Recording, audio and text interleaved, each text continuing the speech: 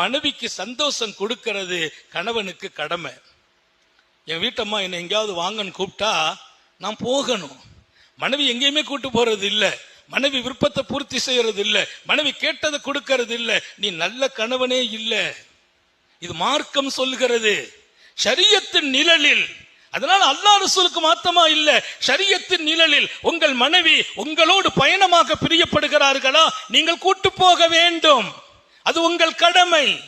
உங்கள் மனைவி உங்களிடத்தில் எதிர்பார்க்கிற ஹலாலான தேவைகளை நீங்கள் பூர்த்தி செய்ய வேண்டும். இன்னும் சொன்னால் அவங்க கொஞ்சம் காசை எதிர்பார்ப்பாங்க, கொடுக்க வேண்டும். அது உன் கடமை. வீட்டுக்கு செய்யும் செலவில் கணக்கு பார்க்க வேண்டாம் என்கிறார்கள் காரூணிய சீலர் ஸல்லல்லாஹு அலைஹி வஸல்லம். குடும்ப செலவு கணக்கு பார்க்க கூடாது. மனைவிட்ட போய் கராரா பேசுறது அது அழகான வாழ்க்கை அல்ல.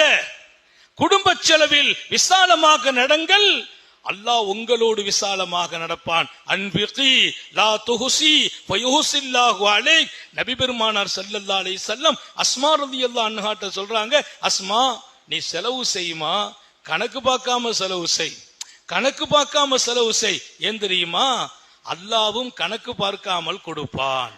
நீ கணக்கு பார்த்து செலவு செய்தால் அல்லாவும் கணக்கு பார்த்து கொடுப்பான். நீங்க செலவு செய்யறவங்கள்ட்ட கேளுங்க, சொல்லுவாங்க. நம்ம விசாலமா நடந்தால் அல்லாஹ் விசாலமா நடக்கிறான், நம்ம சுருக்கி நடந்தால் அல்லாவும் சுருக்கி நடக்கிறான். அல்லாவுக்கு தெரியும் இவருக்கு தேவை இவ்வளவுதான் போதுங்கிறான். அல்லாவுக்கு தெரியும் இவர் கையெல்லாம் சுருக்க முடியாதுப்பா, இவர் கை விரிஞ்ச கை, விரிச்சு கொடு.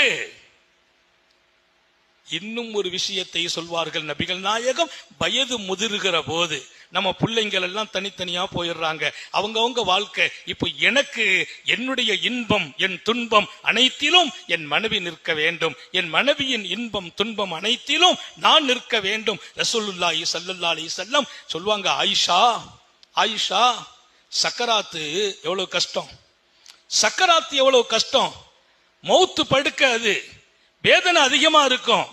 ஆயிஷா, உங்களை சொர்க்கத்திலும் அல்லாஹ் எனக்கு மனைவி என்று சொன்னான், அதை நான் நினைத்தால் என் சக்கராத்து கூட லேசாக இருக்கிறது என்றார். ஒரு மனைவியை மகிழ்ச்சி படுத்துகிற உச்சமான இடம். பெருமானார் ஒரு நல்ல நேர்மை மிக்க மனிதர்.